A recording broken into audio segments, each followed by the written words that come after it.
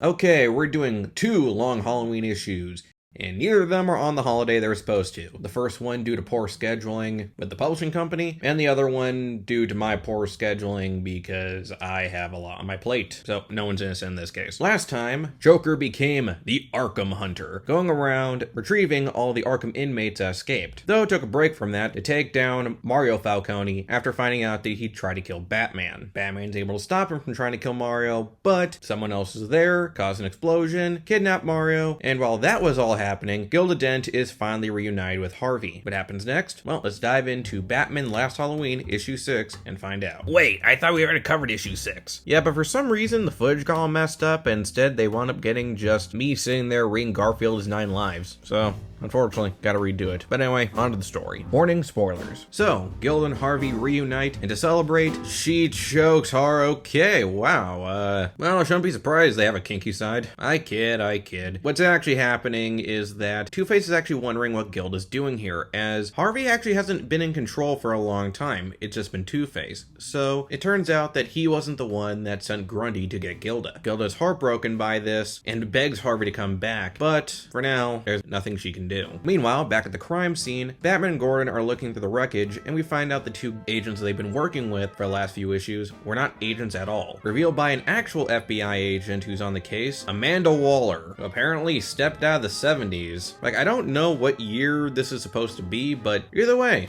it's an odd design choice for Amanda Waller. Waller's pretty pissed, especially with Jim, and because of this, she's gonna let him and Batman clean this mess up, and then just leaves. We do learn that her and Jim have a history, so hopefully this isn't just some pointless cameo. While that was happening, Robin was able to get some of the evidence, and Bruce tells him to take it to the lab, saying that he's proud of him. While Robin does that, Bruce heads to Mario's place, where he finds Selina. He was actually just there to get the gun, but of course, with Selina there, he knows there's something going on. She claims that she just wants the painting of Mario's mother, and Batman just wants the gun he had. After a flirtatious back and forth, she hands him the gun, but also says to keep Robin safe. As she can tell, they really do care for each other. As Batman leaves, he does believe that her wanting the painting has something to do with her knowing where Mario is. Back at the cave, Dick and Bruce are going through the evidence, trying to figure out who this new holiday is. Why are they only wounding their targets? Why kidnap Gordon's son? Why is this one working with a bunch of goons dressed up like supervillains? And where's Harvey Dent and Gilda been? The only answer we do get is finding out what Catwoman said to Batman when he was in a coma in issue 4. Bruce tells Dick that Selina said, "You're on the wrong side." Dick is surprised to hear that, since that's the exact same thing Calendar Man said to him, which does seem kinda odd. But they have to be on hold a little bit as they find out that Mr. Freeze is currently being attacked by a group of men dressed up like Batman villains, in this case, Two-Face. As Batman and Robin face off against both Mr. Freeze and the gunmen, and while Batman narrates about Mr. Freeze's backstory to people who are new, Freeze is shot by, once again, the Holiday Killer. Though Batman is shocked since they aim for Mr. Freeze's dome, and something like that can't easily be shattered by just a mere bullet, so was packing some serious heat. As Freeze is starting to pass out due to exposure, he tells Batman that he's on the wrong side. Bruce is surprised to hear this again, and starts to wonder if Freeze was told to say that. Before he can learn more, he hears another gunshot, and unfortunately finds Robin badly injured. The issue wraps up with revealing that Selina didn't just know where Mario is, but also was working with Ivy, and asking Mario where his mother is. And usually we would wrap up by this point, but again, I took a break to review Garfield, so enough time passed that I can cover issue 7. We skip 2 months to see Batman training with Robin, hoping that he could help jog his memory, all while kicking the crap out of him.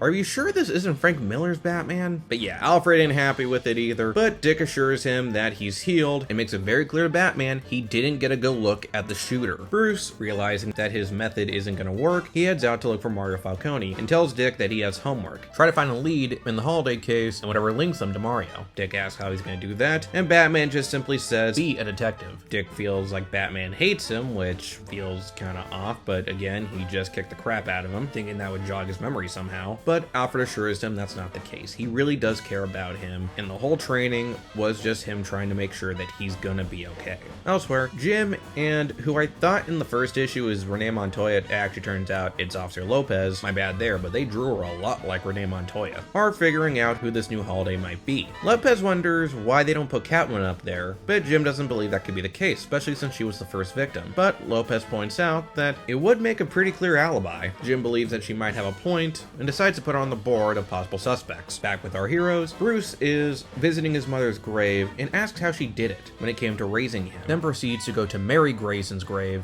and tells her that she has raised a good son. All while Dick is studying the Ivy plants, but Alfred asks him if he knows what today is. Of course, that being Mother's Day. What? A last Halloween issue that actually involves a holiday? What madness is this? Seriously. I bet you guys didn't even realize the last issue was supposed to be St. Patrick's Day. And asks him if he would like to visit his mother's grave. Dick doesn't answer, but then brings up Bruce's guilt regarding his own parents' death, which is, of course, him just projecting his own guilt regarding what happened to his parents. It's a pretty solid scene, especially since, given that this is supposed to be a sequel to Dark Victory, the story that brought in Robin, his parents have been gone for only 2 years, so you could understand why he wouldn't be ready to do this. After that somber moment, Robin's able to tell Batman where to find Mario. Speaking of, he is not doing so great.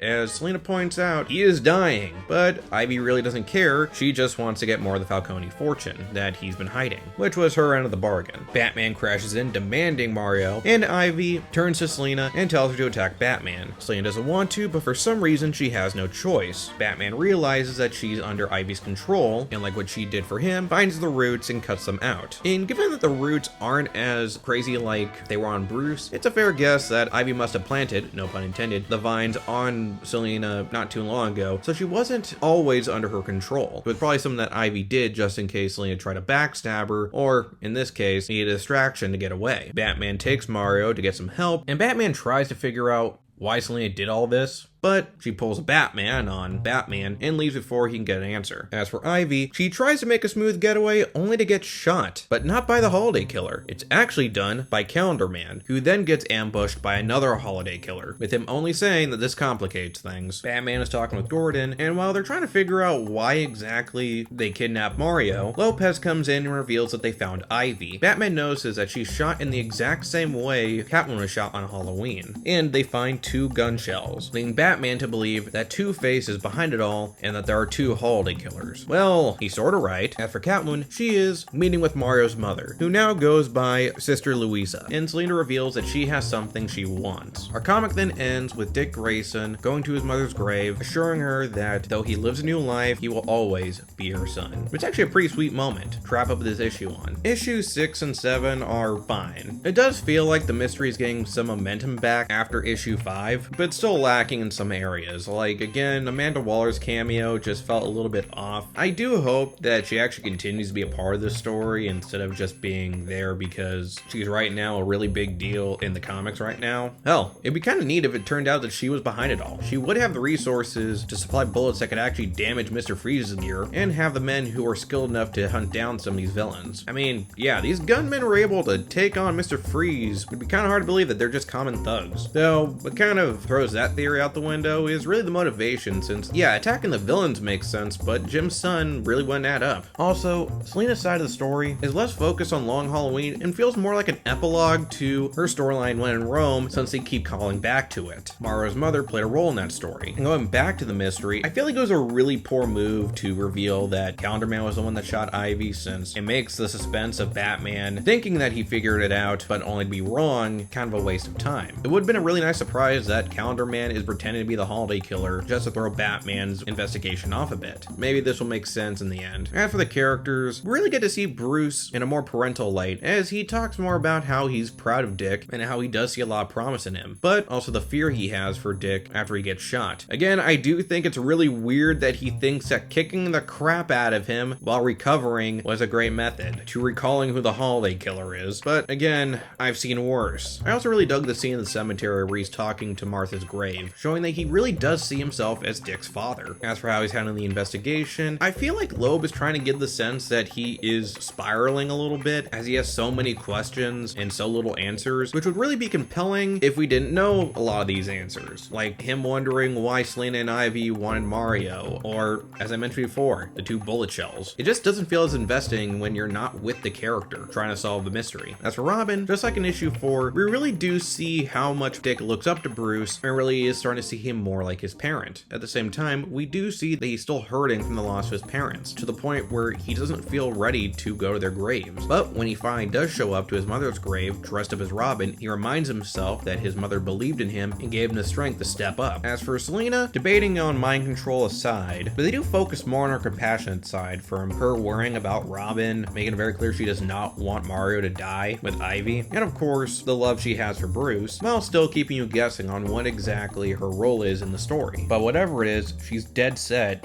in getting what she wants. As for Ivy, there's really not much I could say about her, which kind of sucks given the fact that she plays a major part in both issues, but yeah, she's just there to steal the Falcone fortune and manipulate Selena. Unlike Long Halloween issue 6, you really don't get that same sense of ethereal dread. And here, she's just someone who wants money. As for Jim, we do get a little bit more of him, but for now, he's mostly on the sidelines. But it does feel like Loeb is setting something big for him to do later. As for everyone else, yeah, I really can't say much about them right now. As I keep saying, I do hope to see more of Waller. And as for Harvey and Gilda, as sad as it is, they only showed up for the opening of issue 6 and then nothing else. And Mr. Freeze gets some backstory, but we don't get any interesting character moments with him. He just fights Batman the gunman, gets shot, and says a cryptic message to Batman. That's it. The art was done by Enrico Marini, a really talented artist who did the awesome Batman the Dark Prince Charming, and his art here is pretty damn cool. It's still very dynamic. I think it does a pretty good job adapting Sale's designs, but I will admit the coloring done by Dave Stewart is a little weird since I'm so used to Marini's art having this painted look to it, but it's not too distracting that it takes me out of the story. The same can be said with Dave Stewart's art, who some may remember from his time on New Gotham, but the issue with color isn't as jarring. His style is very similar, but more on the grittier side to emphasize Batman's frustration, which does work for this issue. Batman the Last Halloween issue 6 and 7 are fine. I still feel like this story has a bit of an identity crisis given where these characters have been going, but I can't say that this is god-awful. With 3 more issues, I feel like this is going to be as good as it gets when it comes to being a sequel to The Long Halloween. Thanks for watching. Like, share, subscribe, hit the notification bell for updates, and follow me on Blue Sky. Next time, we follow the themes of parents trying to protect their children as we head out of the city and off to the farmlands to visit the Animal Castle. Later.